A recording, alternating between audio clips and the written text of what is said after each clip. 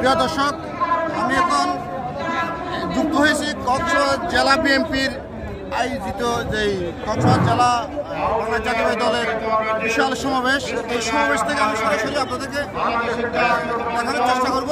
আজকে এখানে আপনারা হয়তো ইতিমধ্যে দেখতে পাচ্ছেন, এখন বিশাল অংশ এলাকা জুড়ে বিশাল নেতাকর্মীদের সেই বীরের আমরা এখন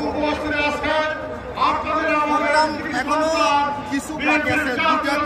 2:30 নাগাদে প্রোগ্রাম শুরু হবে। তার আগেই টেকনাফ, চট্টগ্রাম সহ বিভিন্ন এলাকা থেকে নেতাকর্মীরা এসে একেবারে জায়গাটা হয়তো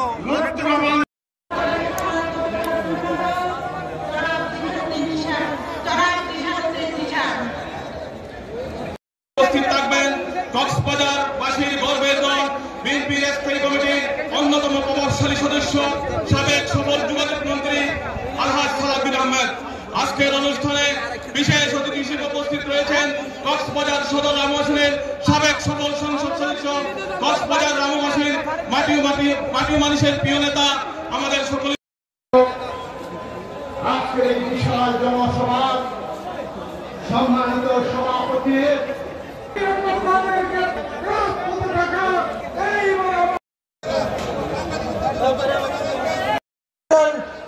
সম্মানিত সভাপতি গরু ছাগল বিক্রি জিন্দাবাদ, শাহজাহান জিন্দাবাদ, আলমগীর মোহাম্মদুল্লাহ জিন্দাবাদ।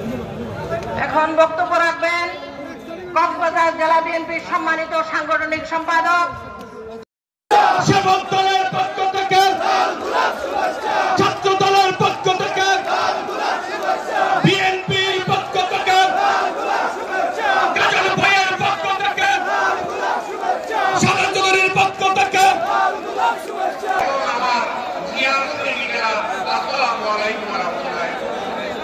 আমার বক্তব্য নাই।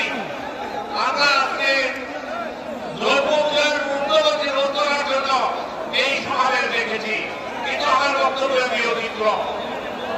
আমি সদস্য সাবেক মন্ত্রী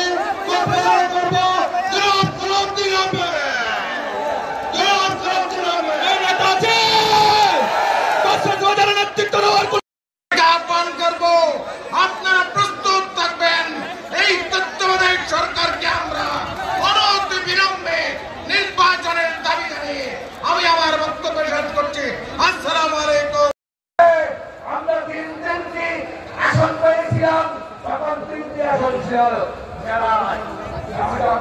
হয়েছিল। আমার মরহুম রশিদ আহমদ মিলে সাবেক ডিডিসি ছিলেন। আবার 79 ভোট 91 সালে আমরা সরকার গঠন করলেও এখানে আমরা সিট পেয়েছিলাম মাত্র একটা। 96 সালে আওয়ামী লীগ সরকার গঠন করলেও আমরা এই কক্সবাজার জেলায় আসন পেয়েছিলাম 3টি। নীল নদে ডুবে মৃত্যুবরণ করেছেন। আল্লাহর প্রতি বিশ্বাস ছিল, রাস্তার উপর নয়। আর হাসিনার বিশ্বাস ছিল প্রশাসনের উপর, এই দেশের জনগণের উপর ছিল না। তার আন্দোলনে খুনি হাসিনার পতন হয়েছে। এটা কেউ কেউ মানা যাবে না। নীল নদের পানি কিন্তু নীল নয়। বাংলাদেশ জাতীয়তাবাদী দলকে আগামীতে যাতে ক্ষমতা বলছে সংস্কার, এখন বলছে